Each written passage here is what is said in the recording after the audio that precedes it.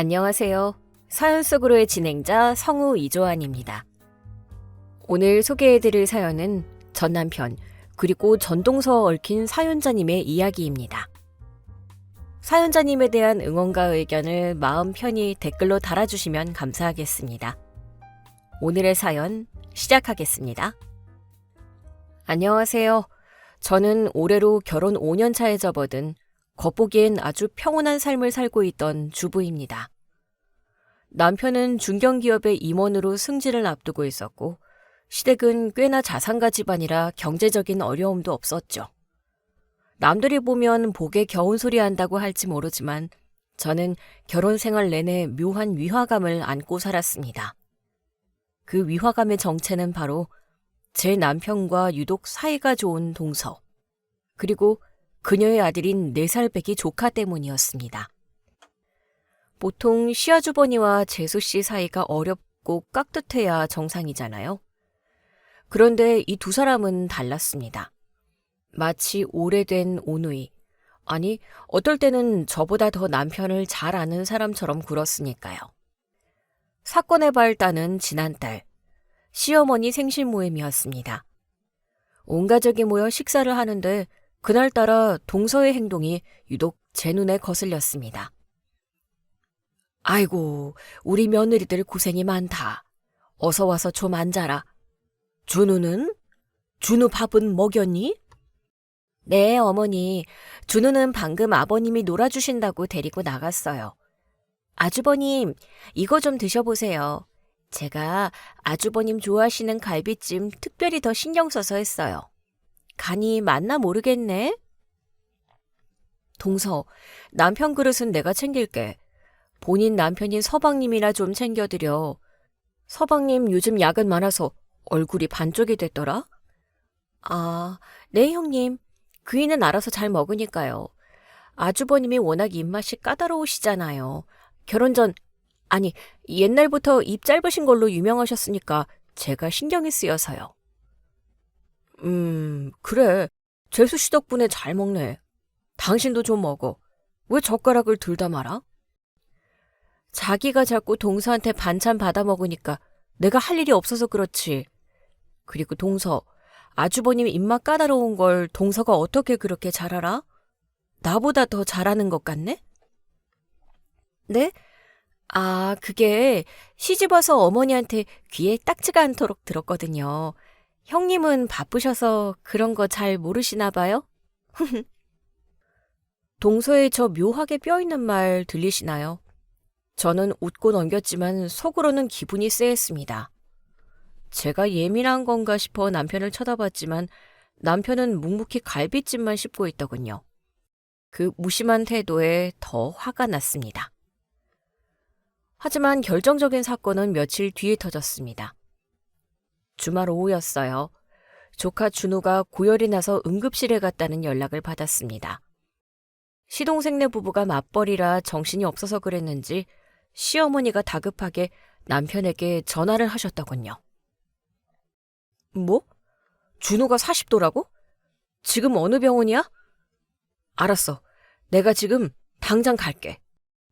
여보, 진정해. 서방님네가 알아서 잘 챙기겠지. 당신이 지금 간다고 해서 뭐 달라져? 그리고 당신 지금 잠옷 차림이야. 지금 그게 중요해? 애가 숨이 넘어간다잖아. 내 차키 어디 있어? 빨리. 아니, 조카가 아픈 건 걱정되지만 당신 반응이 너무 과하잖아. 누가 보면 당신 아들인 줄 알겠어? 서방님도 병원에 있다며. 야, 넌 애가 아프다는데 핏줄 따지고 싶냐? 형 된 도리로 걱정돼서 그런다. 왜? 비켜! 남편은 제 만류를 뿌리치고 허둥지둥 집을 나갔습니다. 저는 멍하니 현관을 바라보다가 불길한 예감에 겉옷만 걸치고 뒤따라 나섰습니다. 병원 응급실 로비에 도착했을 때 저는 제 눈을 의심했습니다.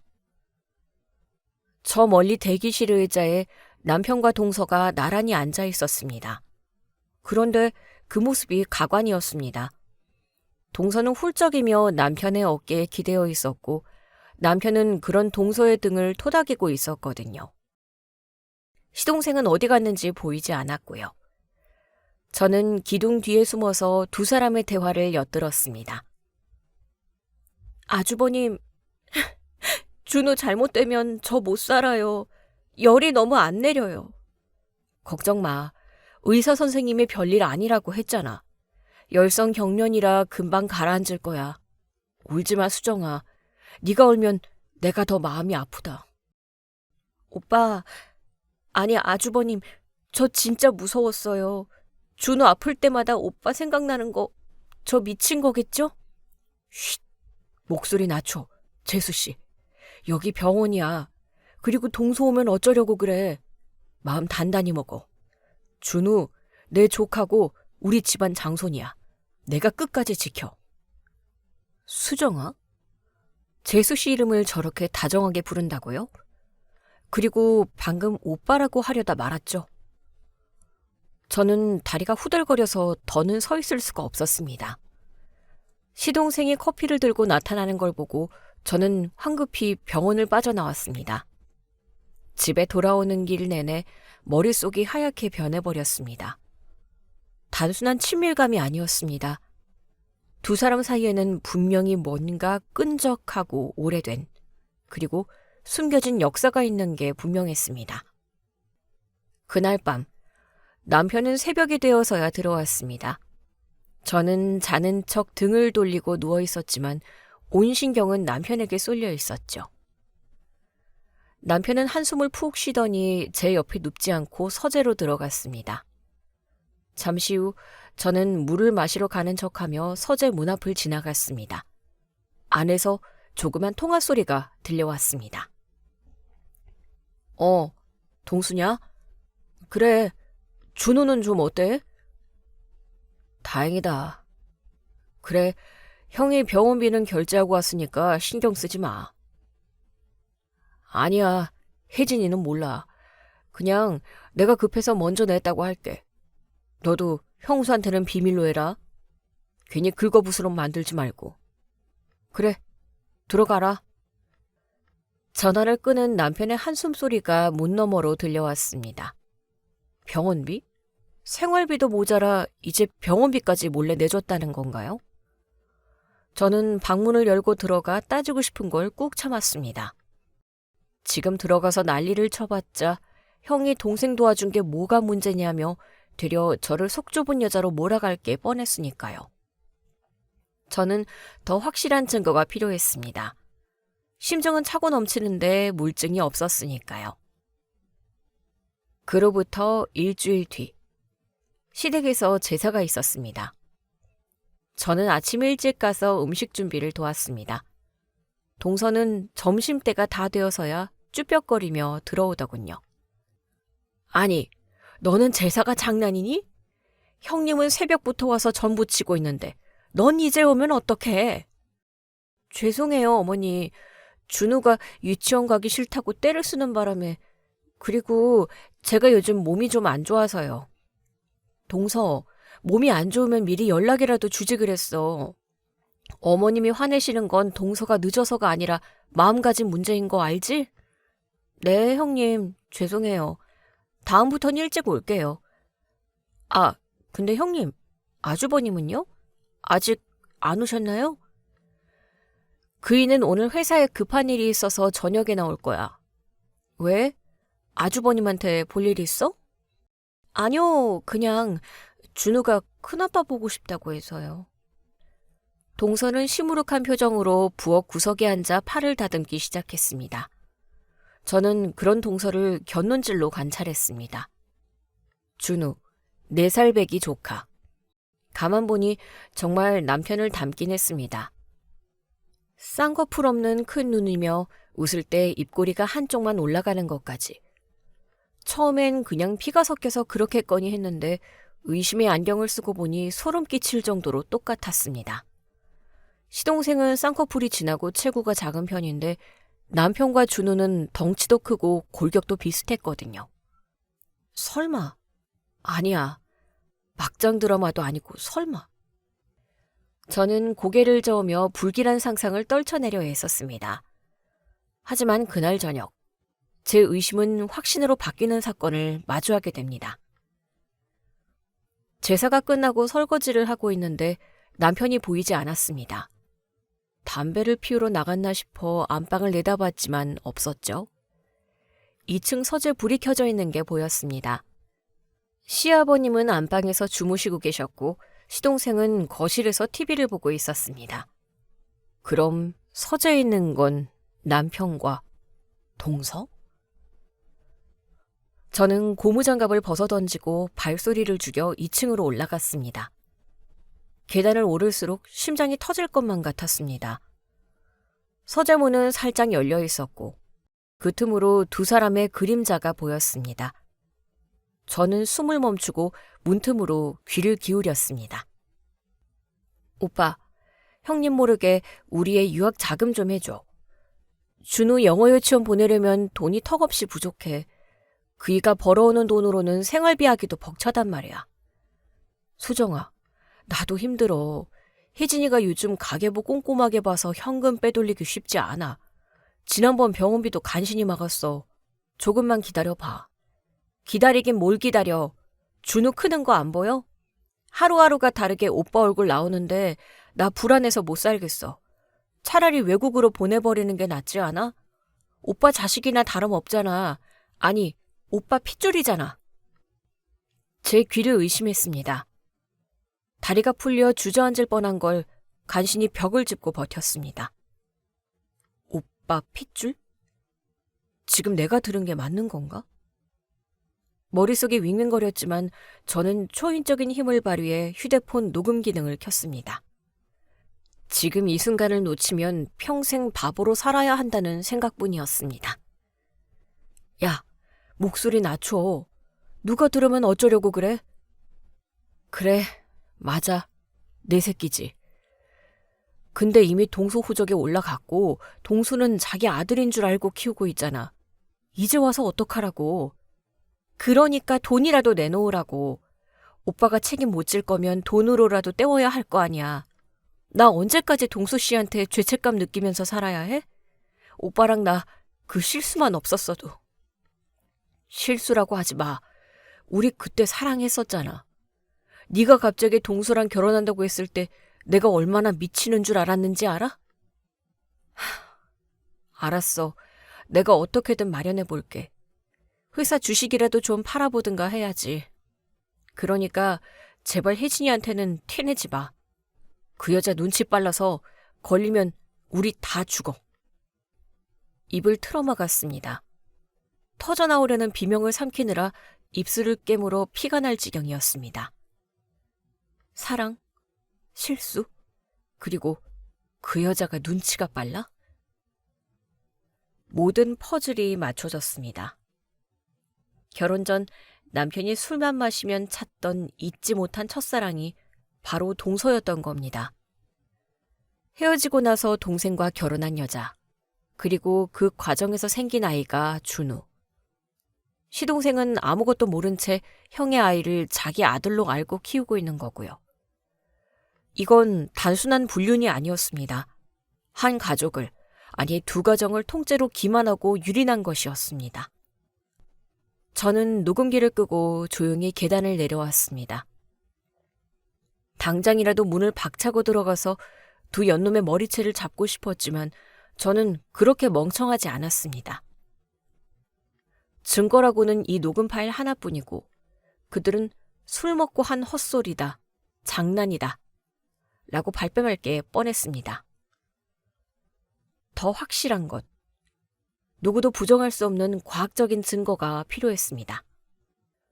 부엌으로 돌아와 떨리는 손으로 물을 한 잔 마셨습니다. 그때 거실에서 놀고 있던 준우가 쪼르르 달려와 제 바지자락을 잡았습니다. 큰엄마, 나 물 줘. 목말라.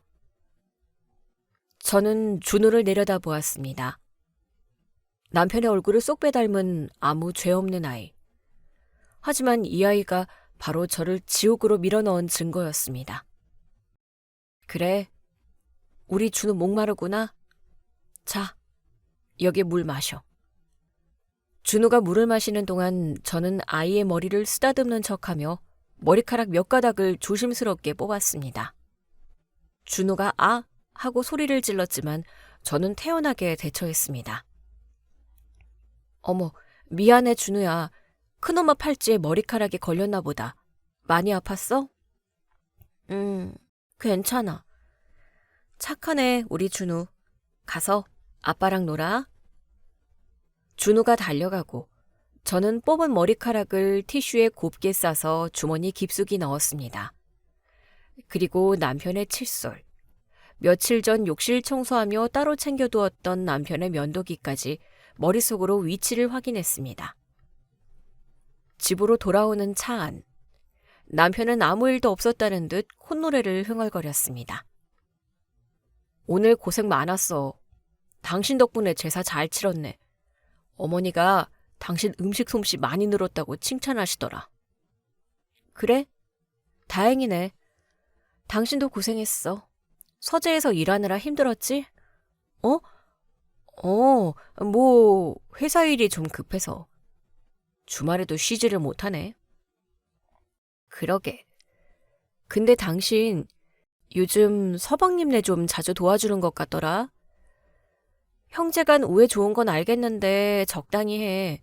우리도 나중에 애 생기면 돈 들어갈 때 많아.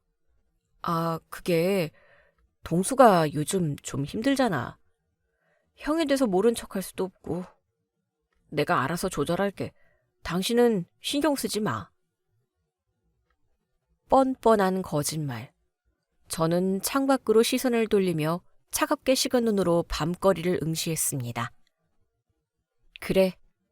아주 영원히 신경 끄고 살 수 있게 만들어줄게. 조금만 기다려. 다음날 저는 남편이 출근하자마자 유전자 검사센터로 향했습니다. 남편의 칫솔과 준우의 머리카락, 그리고 어제 소파에서 몰래 준 시동생의 머리카락까지 모두 제출했습니다. 친자 확인 검사와 더불어 시동생과 준우의 관계가 불일치한다는 것까지 증명해야 완벽했으니까요. 일주일이라는 시간은 지옥 같았습니다. 남편과 동서가 문자 메시지를 주고받는 걸 볼 때마다 동서가 아주버님 하며 콧소리를 낼 때마다 속에서 신물이 올라왔습니다. 하지만 저는 평소보다 더 상냥하게 웃어주었습니다. 폭풍이 몰아치기 전 가장 고요한 바다처럼 말이죠. 그리고 오늘 드디어 등기가 도착했습니다. 유전자 검사 결과 통보서. 봉투를 뜯는 손이 미세하게 떨렸습니다. 종이를 꺼내 결과를 확인하는 순간 제 입에서는 헛웃음이 터져 나왔습니다. 검체 A 남편과 검체 B 준우의 유전자 일치 확률 99.998%, 친자 관계 성립. 검체 C 시동생과 검체 B 준우의 유전자 불일치, 친자 관계 불성립. 역시나였습니다. 예상은 했지만 활자로 찍힌 진실은 훨씬 더 잔인하고 더러웠습니다. 저는 서류를 가방에 챙겨놓고 거울을 보며 화장을 고쳤습니다. 입술에는 평소보다 붉은 립스틱을 발랐습니다. 오늘은 시댁에 가서 저녁을 먹기로 한 날이었거든요. 남편과 동서, 시동생, 그리고 시부모님까지 모두 모이는 날. 이 종이 한 장이면 그 가증스러운 평화는 산산조각이 날 겁니다. 남편의 사회적 지위, 동서의 뻔뻔한 미소, 시동생의 믿음, 전부 다 박살이 나겠죠. 저는 차에 시동을 걸며 읊조렸습니다. 자, 이제 연극은 끝났어. 죗값을 치를 시간이야, 이 더러운 인간들아. 차는 시댁을 향해 미끄러지듯 나아갔습니다. 제 인생에서 가장 길고도 통쾌한 밤이 시작되고 있었습니다. 시댁 현관문을 열고 들어서자 익숙하면서도 역겨운 풍경이 펼쳐졌습니다. 거실에는 이미 갈비찜 냄새가 진동하고 있었고 시어머니는 상을 펴고 계셨죠. 그리고 그 한가운데 제 남편과 동서가 나란히 앉아 조카 준우의 재롱을 보며 박수를 치고 있었습니다. 시동생 동수 씨는 그 옆에서 흐뭇하게 웃으며 과일을 깎고 있었고요. 정말 완벽한 희극이자 비극이었습니다. 저는 가방을 꽉 쥐고 그들 틈으로 걸어 들어갔습니다. 제 인기척을 느낀 남편이 고개를 돌렸습니다. 왔어? 왜 이렇게 늦었어? 차 많이 막혔지? 얼른 와서 앉아. 재수 씨가 오늘 갈비찜 예술로 해놨어. 형님, 오셨어요? 어머, 형님 얼굴색이 별로 안 좋으시네요. 어디 편찮으세요? 제가 따뜻한 물이라도 한 잔 떠올까요? 저 가증스러운 미소. 어제 서재에서 오빠 핏줄이잖아 라고 앙칼지게 속삭이던 그 목소리와 같은 사람이라고는 믿기지 않을 정도였습니다. 저는 대답 대신 식탁 한가운데, 정확히는 갈비찜 그릇 바로 옆에 들고 있던 노란 서류 봉투를 툭 하고 던졌습니다. 꽤 묵직한 소리가 났습니다. 얘, 그게 뭐냐? 무슨 서류길래 밥상머리에 던지고 그래? 어머니, 식사하시기 전에 입맛 좀 돋우시라고요.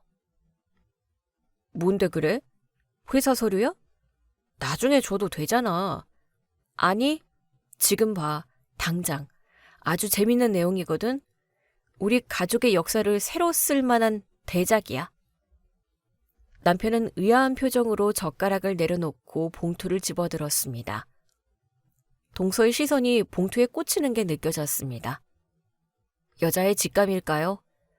동서의 눈동자가 미세하게 흔들리기 시작했습니다. 남편이 봉투를 뜯고 종이를 꺼내는 그 짧은 몇 초가 저에게는 몇 년처럼 느껴졌습니다. 종이를 꺼내든 남편의 표정이 순식간에 굳어졌습니다. 하얗게 질리다 못해 흑빛으로 변해가는 얼굴.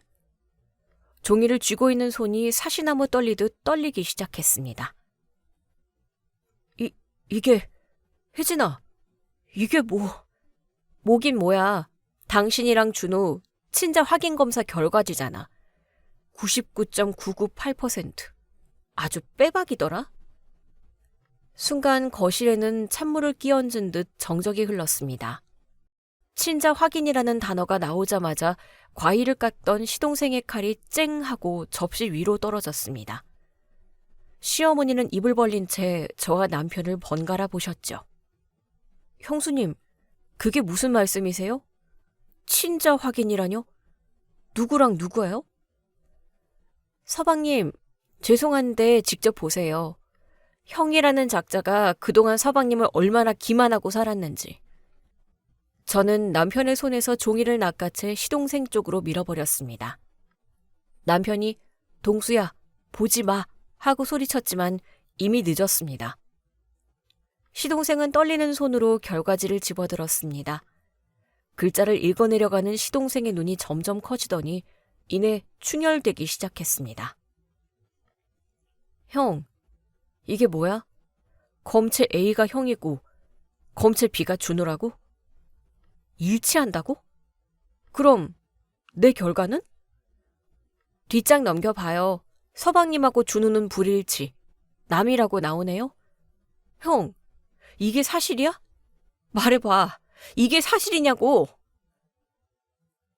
시동생이 짐승 같은 비명을 지르며 남편의 멱살을 잡았습니다. 밥상이 엎어지고 갈비찜 국물이 사방으로 튀었습니다. 아수라장이 된 거실에서 동서가 비명을 지르며 준우를 끌어안았습니다. 여보, 하지 마. 준우 놀라잖아. 그만해. 너 비켜. 너도 알았지? 너 알고 있었지? 어쩐지 준우 가졌다고 했을 때 날짜가 안 맞는다 싶었어. 내가 술 취해서 기억 못하는 줄 알았는데 너 나랑 결혼하기 전에 형이랑 만났었냐? 그런 거야? 미안해, 여보. 내가 잘못했어. 근데 헤어지고 나서 안 거야. 이미 당신이랑 결혼 날짜 잡았는데 어떡해. 지울 수가 없었어. 기가 막혀서. 지울 수가 없어서 낳아놓고는 시동생 호적에 올려서 키우게 해? 그래놓고 둘이 뒤에서 오빠 핏줄이니까 유학비 내놔라, 생활비 달라, 거래를 하고 있었니? 제 말에 시동생의 힘이 탁 풀리며 남편의 멱살을 놓았습니다. 그는 믿을 수 없다는 표정으로 동서를 바라보았습니다. 뭐? 돈? 둘이 뒤에서 돈 거래까지 했어? 아니야, 동수야. 오해하지 마. 내가 주고 싶어서 준 거야. 너네 살기 힘들잖아. 준우, 그래도 내 조카잖아. 아니, 내 핏줄이잖아. 애가 무슨 죄가 있냐? 내가 책임지려고. 닥쳐. 책임? 그 입으로 책임이라는 단어 좀 올리지 마. 당신이 한 짓은 책임이 아니라 사기야. 동수 씨 인생을 통째로 훔친 사기극이라고. 야, 너 말 다 했어? 넌 어떻게 가족끼리 덮을 수도 있는 일을 이렇게 다 까발려? 네가 그러고도 사람이야? 엄마 충격받으신 거 안 보여? 남편은 적반하장으로 소리를 질렀습니다. 가족? 덮을 수 있는 일? 그 뻔뻔함에 저는 이성이 끊어지는 것 같았습니다. 가족? 누가 가족이야? 너랑 네 옛날 여자, 그리고 저 애가 가족이겠지. 나랑 서방님은 뭔데? 너희들의 그 더러운 불륜 노름에 이용당한 들러리들이야? 덮어? 이걸 덮어? 너 내가 어제 서재에서 한 얘기 못 들었을 줄 알았지? 저는 휴대폰을 꺼내 녹음 파일을 재생했습니다. 볼륨을 최대치로 높였습니다. 오빠 자식이나 다름없잖아. 아니, 오빠 핏줄이잖아. 알았어. 내가 어떻게든 마련해 볼게. 혜진이한테는 티내지 마. 걸리면 우리 다 죽어. 적나라한 그들의 목소리가 거실을 가득 채웠습니다. 시어머니는 아이고 아이고 하며 가슴을 치다가 그대로 뒤로 넘어가셨습니다. 하지만 아무도 시어머니를 부축할 겨를이 없었습니다. 시동생이 이성을 잃고 부엌으로 달려가 무언가를 집어들려고 했거든요. 죽여버릴 거야. 다 죽여버릴 거야. 여보, 안 돼. 잘못했어, 제발. 동수야, 진정해. 형이 잘못했다. 남편이 몸을 날려 시동생을 막았습니다. 두 남자가 바닥을 뒹굴며 주먹 다짐을 벌였습니다. 동서는 구석에서 준우를 안고 벌벌 떨며 울고 있었고 준우는 아빠 싸우지 마 하며 자지러지게 울어댔습니다. 저는 그 난장판을 차갑게 내려다보았습니다. 말리거나 도와줄 생각은 추호도 없었습니다. 오히려 속이 시원했죠. 남편의 입술이 터지고 시동생의 옷이 찢겨나가는 꼴을 보며 저는 입을 열었습니다. 동서, 울지 말고 똑바로 말해봐. 형이랑 헤어지고 나서 동수 씨 만났다며. 근데 왜 애아빠가 형이야?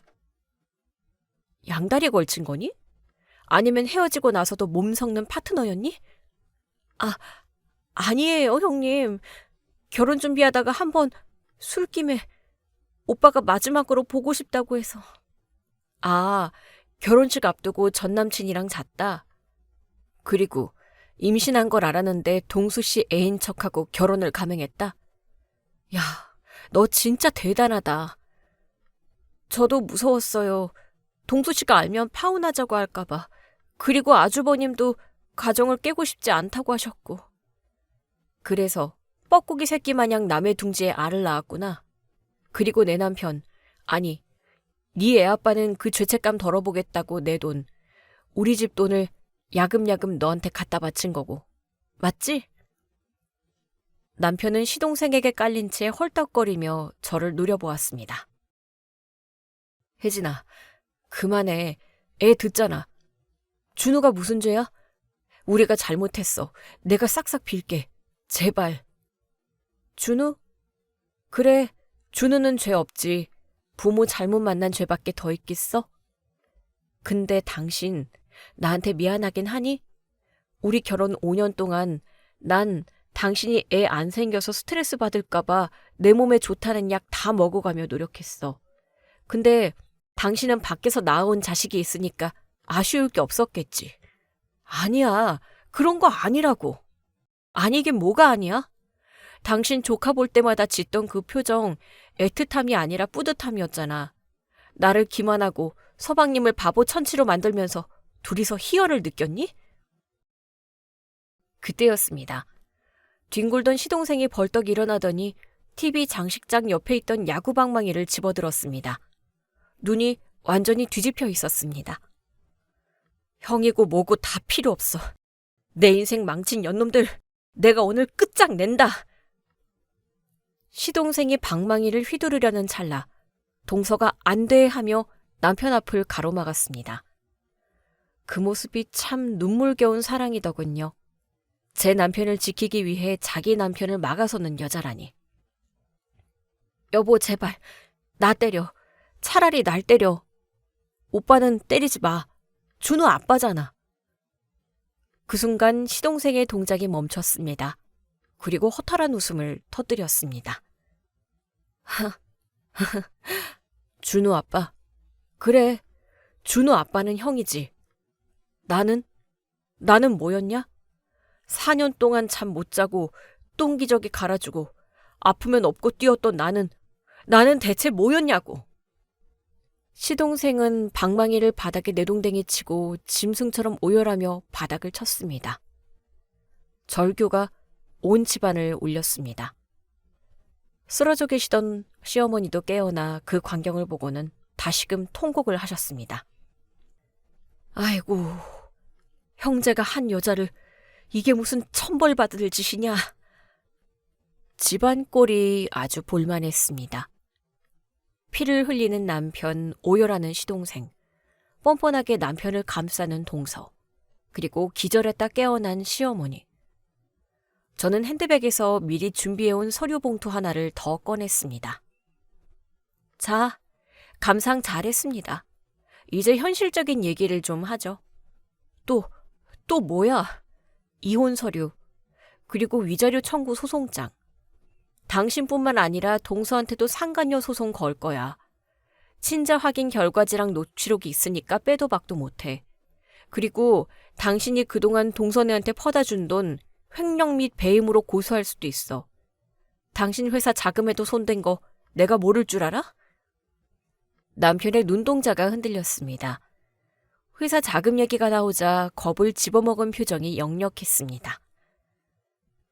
혜진아, 왜 그래? 회사까지 알리면 나 잘려. 나 사회적으로 매장당한다고. 우리 대화로 하자. 내가 다 보상할게. 어? 보상? 당신 가진 거 쥐뿔도 없잖아. 이 집 어머님 명의고 당신 명의 아파트? 대출이 반이잖아. 뭘로 보상할 건데? 형님, 제발 소송만은 저 그러면 진짜 죽어요. 죽든 말든 내가 알 바니?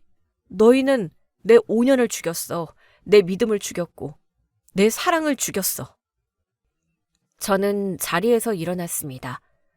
더 이상 이 시궁창 같은 곳에 1분 1초도 있고 싶지 않았습니다. 법원에서 봅시다. 그리고 서방님, 아니 동수씨, 정신 차려요. 저 여자가 흘리는 눈물에 또 속지 말고. 저 여자는 지금 당신 걱정하는 게 아니라 자기랑 저 남자, 그리고 저 아이의 안위만 걱정하는 거니까. 제가 현관으로 몸을 돌리는 순간이었습니다. 현관문 도어락 소리가 띠리릭 하고 들리더니 굳게 닫혀있던 문이 열렸습니다. 지방 출장을 가셨다던 시아버님이 들어오셨습니다. 시아버님은 평소처럼 중절모를 쓰고 지팡이를 짚은 채 들어오시려다 난장판이 된 거실 풍경을 보고 멈칫하셨습니다. 엎어진 밥상 피투성이가 된 큰아들, 울부짖는 작은아들, 그리고 그 가운데 서 있는 저. 이게 다 무슨 일이냐? 집에 도둑이라도 들었어? 모두가 얼어붙었습니다. 이 집안의 절대 권력자, 대쪽 같은 성격의 시아버지가 등장하자 공기마저 무거워졌습니다. 저는 숨을 깊게 들이마시고 시아버지를 똑바로 쳐다보았습니다. 이 난장판을 끝낼, 그리고 제 인생의 새로운 챕터를 열어줄 심판관이 등장했으니까요. 아버님, 오셨어요? 도둑이 든 게 아니라요. 이 집안에 아주 오랫동안 숨어 살던 쥐새끼들을 제가 방금 잡았습니다. 시아버지의 미간이 꿈틀거렸습니다. 저는 바닥에 떨어진 친자 확인 결과지를 집어들어 시아버지께 공손히, 하지만 단호하게 내밀었습니다. 선물은 아니지만 꼭 보셔야 할 것 같네요. 아버님의 자랑스러운 장손, 준우의 진짜 아버지가 누군지 말이에요. 시아버지가 떨리는 손으로 종이를 받아드는 순간 남편이 아버지 하며 바닥에 머리를 박았습니다. 하지만 이미 판도라의 상자는 활짝 열려버렸습니다. 이제 진짜 쇼가 시작될 차례였습니다. 시아버지께서 받아드신 종이 한 장. 그 얇은 종이가 불어온 파장은 거대했습니다. 거실에는 숨소리조차 들리지 않는 정막이 흘렀습니다. 아버님은 돋보기 안경을 꺼내 쓰시고 천천히, 아주 천천히 글자를 읽어 내려가셨습니다. 그 시간이 마치 영겁처럼 느껴졌죠. 남편은 바닥에 이마를 박은 채 덜덜 떨고 있었고 동서는 준우의 입을 막고 숨죽여 울고 있었습니다. 마침내 아버님이 고개를 드셨습니다. 그 눈빛은 분노라기보다는 믿을 수 없는 현실을 마주한 허망함에 가까웠습니다. 민호야. 네 아버지. 고개 들어라. 남편이 쭈뼛거리며 고개를 들자 아버님은 종이를 남편의 얼굴에 툭 던지셨습니다. 종이가 팔랑거리며 바닥에 떨어졌습니다. 이게 사실이냐? 네가 동수처랑 붙어먹고 낳은 자식을 동수 호적에 올렸다는 게 사실이야? 아버지, 그게요. 제가 설명해 드릴게요. 그게 아니라 묻는 말에만 대답해. 사실이냐고 물었다. 벼락 같은 고함에 거실 창문이 울리는 듯 했습니다. 남편은 기어들어가는 목소리로 대답했습니다. 네, 맞습니다. 그 대답이 떨어지기가 무섭게 아버님의 지팡이가 허공을 갈랐습니다. 퍽 하는 둔탁한 소리와 함께 남편이 비명을 지르며 옆으로 고꾸라졌습니다. 어깨를 정통으로 맞은 남편은 뒹굴며 신음을 토해냈습니다. 하지만 아버님은 멈추지 않으셨습니다. 이 짐승만도 못한 놈, 네가 사람이냐? 네가 형이야? 동생이 먹다 남은 밥을 먹어도 겸상 안 하는 게 형제간의 예의건을 동생 처랑 놀아나? 그것도 모자라 뻐꾸기 새끼를 동생 둥지에 넣어? 네 놈이 그러고도 내 아들이냐? 지팡이가 남편의 등과 엉덩이, 다리를 무차별적으로 강타했습니다. 남편은 잘못했어요를 연발하며 도망다니기 바빴지만 아버님은 노구라고 믿기지 않을 만큼 날렵하게 쫓아가 매질을 하셨습니다. 아버님, 그만하세요. 아주버님 죽어요. 제발요. 준우 아빠란 말이에요. 동서가 울며 불며 남편 앞을 막아서자 아버님의 지팡이가 허공에서 딱 멈췄습니다. 아버님은 가쁜 숨을 몰아쉬며 동서를 내려다보셨습니다. 그 눈빛이 얼마나 싸늘한지 동서는 히익하며 뒷걸음질 쳤습니다. 준우 아빠? 그래, 네 입으로 아주 잘 말했다. 네 년도 똑같다. 어디 근본 없는 것이 들어와서 형제 사이를 이간질하고 집안에 씨를 섞거나? 네가 사람이면 동수한테 미안해서라도 입 다물고 있어야지. 어디서 감히 준우 아빠 타령을 해? 아버님, 그 여자도 같이 공모한 거예요. 둘이서 서재에서 오빠 핏줄이니 유학비 내놔라, 생활비 달라 거래한 녹음 파일도 제가 다 가지고 있습니다. 제가 끼어들자 아버님의 시선이 저에게로 향했습니다. 잠시 저를 응시하시던 아버님은 다시 시동생을 바라보셨습니다. 시동생은 넋이 나간 사람처럼 벽에 기대앉아 초점 없는 눈으로 허공만 응시하고 있었습니다. 동수야, 너는 정말 몰랐더냐? 아버지, 저 죽고 싶어요. 그냥 다 죽이고 저도 죽고 싶어요. 건조하게 내뱉는 시동생의 말에 아버님의 눈가가 붉어졌습니다. 자식 농사를 망쳤다는 자괴감, 그리고 피해자인 작은 아들에 대한 연민이 뒤섞인 표정이었습니다. 아버님은 지팡이를 바닥에 던지시고는 소파에 힘없이 주저앉으셨습니다. 다 나가라. 꼴도 보기 싫다. 민호 너 이 새끼. 그리고 작은 애 너 당장 내 집에서 나가. 그리고 준호 데리고 가라. 내 눈에 띄면 그땐 집 방위가 아니라 더한 것도 들고 올 테니까. 아버지, 잘할게요. 다시는 안 그럴게요. 혜진아, 너도 말 좀 해봐. 아버지 혈압 오르시잖아. 끝까지 제 탓을 하는 남편을 보며 저는 헛웃음을 지었습니다. 여보, 지금 분위기 파악 안 돼? 나가시라잖아. 그리고 나한테 부탁하지 마. 나는 지금 이 상황을 아주 즐기고 있으니까. 남편과 동서는 어쩔 줄 몰라하며 우왕좌왕했습니다. 그때였습니다. 한참을 눈을 감고 계시던 아버님이 다시 눈을 뜨셨습니다. 그리고 아주 낮고 무거운 목소리로 저를 부르셨습니다. 혜진아.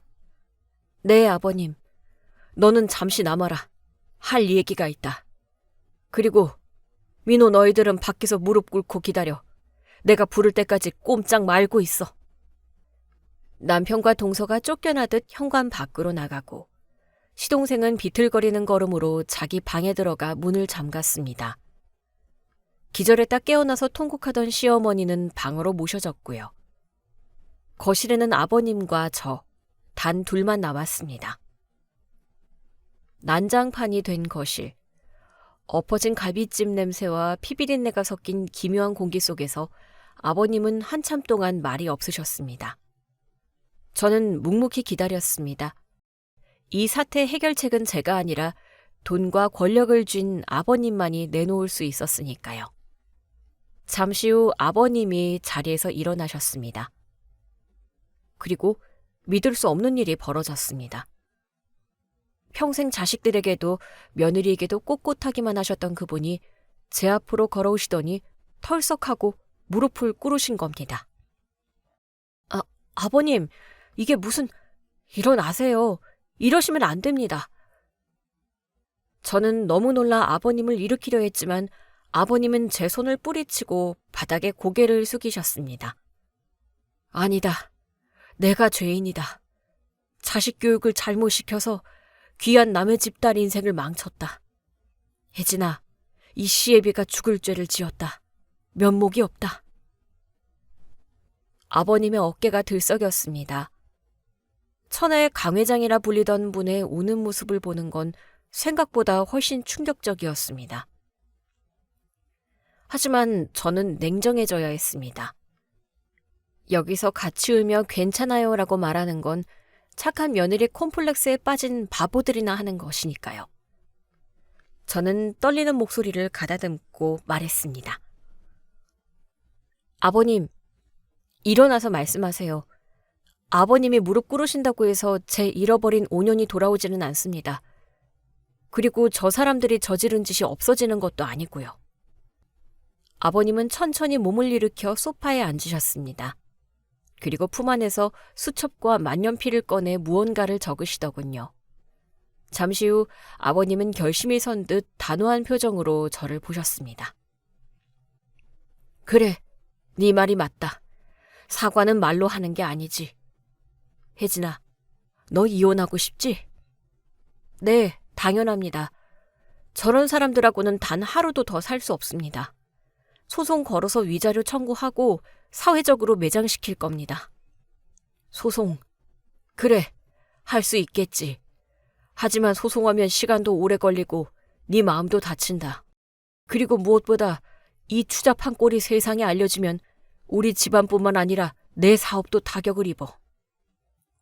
그건 제가 알 바 아닙니다. 아버님 사업 망하는 거 솔직히 말씀드리면 지금 제 알량한 복수심에 비하면 아무것도 아니에요. 안다. 네 분노가 오죽하겠느냐? 그래서 내가 제안을 하나 하마. 거절해도 좋다. 하지만 들어보고 결정해라. 아버님은 잠시 뜸을 들이시더니 입을 여셨습니다. 강남에 있는 4명의 5층짜리 메디컬 빌딩, 알지? 네, 병원들 입점해 있는 그 건물 말씀이세요? 그래, 시세로 100억 정도 한다. 그거 네 앞으로 돌려주마. 순간 제 귀를 의심했습니다. 100억? 위자료로 3천, 5천 싸움하는 게 현실인데 100억짜리 빌딩을 준다고요? 지금 농담하시는 거 아니죠? 내가 지금 농담할 기분으로 보이냐? 증여세, 취득세까지 내가 전부 현금으로 내주마. 너는 세금 한 푼 안 내고 건물주가 되는 거야. 월세만 받아도 평생 일 안 하고 살 수 있다. 조건이 있겠죠? 똑똑하구나. 조건은 딱 2가지다. 첫째, 이 일을 무덤까지 비밀로 해다오. 동수 저 불쌍한 놈 얼굴 봐서라도 세상에 까발려지는 건 막고 싶다. 둘째, 민호랑 깨끗하게 합의 이혼해라. 위자료 청구 소송 취하하고 재산 분할 포기 각서 쓰고 그냥 깔끔하게 도장만 찍고 나가라. 아버님의 제안은 명확했습니다. 돈으로 며느리의 입을 막고 아들을 보호하려는 의도. 얼핏 보면 비겁해 보일 수 있지만 저는 빠르게 계산기를 두드렸습니다. 소송을 가면 기껏해야 위자료 5천만 원. 재산 분할해봤자 빚 좋은 개살구인 남편 재산에서 인력 건지면 다행. 게다가 소송 기간 1, 2년 동안 피말리는 싸움을 해야 합니다. 남편과 동서는 진흙탕 싸움을 걸어올 테고 제 사생활도 까발려지겠죠. 하지만 아버님의 제안을 받으면 당장 내일이라도 건물주가 됩니다. 세금까지 해결해 준다면 순자산 100억. 평생 놀고 먹어도 남을 돈. 그리고 무엇보다 최고의 복수는 내가 잘 사는 것 아니겠습니까? 아버님, 그 건물이면 월 임대 수익이 3천 정도 나오나요? 관리비 빼고 순수익으로 4천 나온다. 공실도 없어. 네가 소송 걸어서 민호놈 망신 주는 거 속은 시원하겠지. 하지만 남는 건 상처뿐일 거다. 나는 네가 실속을 챙겼으면 좋겠다. 너 그동안 우리 집 며느리로 살면서 고생한 거 내가 안다. 이건 입막은 비용이기도 하지만 내 며느리로 살아준 것에 대한 퇴직금이라고 생각해라. 퇴직금. 그 단어가 가슴에 콕 박혔습니다. 그래, 5년 동안 막장 드라마 찍은 출연료이자 퇴직금이라고 생각하자. 아버님, 조건이 하나 더 있습니다. 말해보거라. 건물 명의 이전 내일 당장 법무사 불러서 처리해주세요. 등기부 등본에 제 이름 박히는 거 확인하는 순간 이혼 도장 찍겠습니다. 그리고 민호 씨랑 저 여자 빈털터리로 쫓아내주세요. 아버님 재산 단 한 푼도 물려주지 않겠다는 각서 공증받아서 저한테 한부 주세요. 아버님은 저를 빤히 쳐다보시더니 허탈한 듯, 아니 어쩌면 기특하다는 듯 피식 웃으셨습니다. 독하구나. 그래야 내 며느리지. 알았다. 약속하마. 민호놈은 내가 호적에서 파버리든 빈몸으로 쫓아내든 알아서 처리하마. 내일 아침 9시에 김 변호사 오라고 할 테니 도장 준비해라. 감사합니다, 아버님. 아니, 회장님. 저는 자리에서 일어나 정중하게 고개를 숙였습니다. 시아버지가 아니라 비즈니스 파트너로서의 예우였습니다. 거실을 나와 현관문을 열자 차가운 밤 공기가 훅 끼쳐왔습니다. 마당에는 남편과 동서가 무릎을 꿇고 벌벌 떨고 있었습니다. 저를 보더니 남편이 다급하게 기어왔습니다. 혜진아, 아버지랑 무슨 얘기했어? 나 용서해 주신대? 뭐라고 말 좀 해봐. 형님, 제가 잘못했어요. 한 번만 봐주세요. 저 진짜 갈 데 없어요. 저는 그 두 사람을 내려다보며 세상에서 가장 환한 미소를 지어 보였습니다. 당신들 기도나 해. 아버님이 몽둥이 든 걸 다행으로 알고. 아, 그리고 민호 씨. 혜진아. 우리 내일 법원에서 보자. 갈아입을 옷이나 챙겨와. 아주 홀가분하게 헤어지자고. 남편의 얼빠진 얼굴을 뒤로하고 저는 제 차에 올라탔습니다. 시동을 걸고 엑셀을 밟았습니다. 백미러로 보이는 시댁의 전경이 멀어질수록 제 가슴속 응어리도 시원하게 뚫리는 것 같았습니다. 100억. 그 돈이면 사랑 따위, 믿음 따위 개나 주라고 하죠. 저는 이제 누군가의 아내도 며느리도 아닌 강남의 건물주 이혜진으로 다시 태어날 준비를 마쳤습니다. 하지만 이게 끝이 아니었습니다. 아버님이 약속을 지키시는 과정에서 남편과 동서가 보여준 추악한 발악은 상상을 초월했으니까요. 그리고 저는 그 발악마저도 철저하게 짓밟아줄 준비가 되어 있었습니다. 다음 날 아침 9시, 저는 약속대로 시댁 거실이 아닌 아버님의 집무실로 향했습니다. 밤사이 한숨도 못 잤는지 퀭한 눈의 남편과 달리 저는 아주 푹 자고 일어난 개운한 얼굴로 들어섰습니다. 집무실에는 전담 변호사와 법무사가 이미 서류 뭉치를 산더미처럼 쌓아놓고 대기 중이었습니다. 아버님은 저를 보자마자 턱짓으로 의자를 가리키셨습니다. 앉아라. 김 변호사, 설명해드려. 네, 회장님, 사모님. 아니, 이희진 씨. 여기 보시는 서류는 메디컬 빌딩의 증여 계약서입니다. 회장님께서 이미 인감 다 찍어 두셨고요. 혜진 씨는 수증자란에 도장만 찍으시면 됩니다. 그리고 가장 중요한 증여세 말입니다만. 변호사가 계산기를 두드리더니 영수증 한 장을 내밀었습니다. 50억 원에 달하는 증여세와 취득세. 오늘 아침 회장님 개인 계좌에서 전액 납부 처리 예약해 두었습니다. 이체 확인증 여기 있습니다. 세금 문제는 전혀 신경 쓰지 않으셔도 됩니다. 확인 감사합니다. 확실하네요.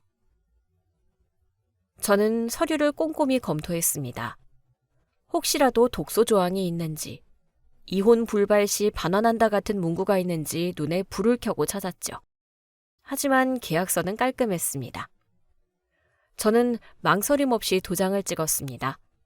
쾅 하는 소리와 함께 저는 순식간에 강남 건물주가 되었습니다. 이제 내 약속은 지켰다.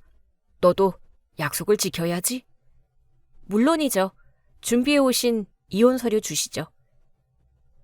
김 변호사가 두 번째 서류 봉투를 내밀었습니다. 협의 이혼 의사 확인 신청서, 그리고 재산 분할 포기 각서였습니다. 남편은 옆에서 침을 꼴깍 삼키며 저를 쳐다보고 있었습니다. 혜진아, 꼭 이렇게까지 해야겠어? 우리 5년 세월이 있는데 내가 정말 잘할게, 응? 시끄럽다. 잔말 말고 찍어. 안 찍으면 너 당장 빈털터리로 쫓겨날 줄 알아라. 아버님의 호통에 남편은 깨갱하며 펜을 들었습니다. 남편은 손을 떨며 이혼 서류에 서명했습니다. 그리고 재산 분할 포기 각서에도요. 어차피 남편 명의 재산이라고는 빚뿐인 아파트와 낡은 차 한 대가 전부였으니 제가 포기하는 게 아니라 빚을 떠안지 않는 것만으로도 다행이었죠. 모든 서류 작업이 끝나자 아버님은 변호사에게 눈짓을 하셨습니다. 김 변호사, 민호 저놈 지갑이랑 차키, 카드 다 회수해. 네? 아버지, 그게 무슨 말씀이세요? 부사장님, 아니 강민호 씨, 회장님 지시로 법인카드 정지되었고요. 리스 차량도 반납하셔야 합니다. 그리고 지금 사시는 아파트, 회장님 명의로 담보대출 받으신 거라 다음 주 매매 넘어갑니다. 퇴거 준비하셔야 합니다. 아버지, 너무하잖아요. 저보고 그럼 길바닥에 나앉으라는 말씀이세요? 그래, 네가 선택한 길 아니냐. 사랑, 핏줄. 그래, 그 잘난 사랑이랑 핏줄 끌어안고 나가서 살아봐라. 내 돈 10원 한 장 없이 사는 게 어떤 건지 뼈저리게 느껴봐. 그때 집무실 문이 열리고 동서, 아니 상가녀가 눈이 퉁퉁 부은 채 들어왔습니다. 준우의 손을 꼭 잡고 말이죠. 아버님, 잘못했어요. 저 그냥 조용히 살게요. 동수 씨랑 이혼만 안 하게 해주세요. 동수는 이미 짐 싸서 나갔다. 이혼하겠다고 하더구나. 너한테 위자료 청구는 안 하는 대신 친권이랑 양육권 포기한다고 하더라. 준호는 네가 키워라. 네? 저보고 애를 혼자 키우라고요? 저 모아둔 돈도 없는데. 어머, 둘이 사랑한다며. 오빠 핏줄이라며. 잘 됐네. 이제 둘이 합쳐서 셋이 오순도순 살면 되겠네. 맨몸으로 시작하는 로맨스 아주 낭만적이야. 저는 자리에서 일어나 핸드백을 챙겼습니다. 그리고 멍하니 서 있는 두 사람에게 다가가 마지막 인사를 건넸습니다. 아, 그리고 민호 씨, 나 찾지 마. 나 이제 당신보다 아주 훨씬 부자니까 콩고물이라도 떨어질까 기웃거리지 말라고. 경비원 시켜서 쫓아낼 거니까. 저는 아버님께 정중히 목례를 하고 집무실을 나왔습니다. 뒤에서 남편의 절규와 동서의 울음소리가 들려왔지만 그건 더 이상 제 알 바가 아니었습니다. 그로부터 3개월 후, 저는 이혼 숙려 기간을 거쳐 법적으로 완벽한 남남이 되었습니다. 건물 명의 이전도 무사히 마쳤고 월세가 통장에 꽂히는 기쁨을 만끽하며 살고 있었죠. 그러던 어느 날, 제가 소유한 건물 1층 카페에서 브런치를 즐기고 있는데 창밖으로 익숙한, 하지만 아주 초라한 형상이 보였습니다. 남루한 점퍼 차림에 수염을 덥수룩하게 기른 남자, 제 전남편이었습니다. 그는 건물 입구에서 서성거리며 누군가를 기다리는 눈치였습니다. 아마 제가 이 건물 주인이라는 걸 어떻게 알아낸 모양이었습니다. 저는 경비 아저씨에게 눈짓을 보냈습니다. 저기 입구에 잡상인 같은 분 좀 내보내주세요. 영업에 방해되네요. 아, 네. 알겠습니다, 사장님. 경비가 남편에게 다가가 뭐라 하며 팔을 잡아 끌었습니다. 남편은 여기 사장님 좀 만나게 해달라며 소란을 피우다가 결국 바닥에 패대기 쳐졌습니다. 저는 그 모습을 유리창 너머로 커피를 마시며 구경했습니다. 3개월 전만 해도 대기업 임원 명함을 달고 거들먹거리던 남자가 이제는 경비원에게 끌려나가는 신세라니 인생 참 덧없더군요. 나중에 들은 풍문으로는 두 사람의 생활은 그야말로 지옥이라고 했습니다. 남편은 회사에서도 잘렸습니다.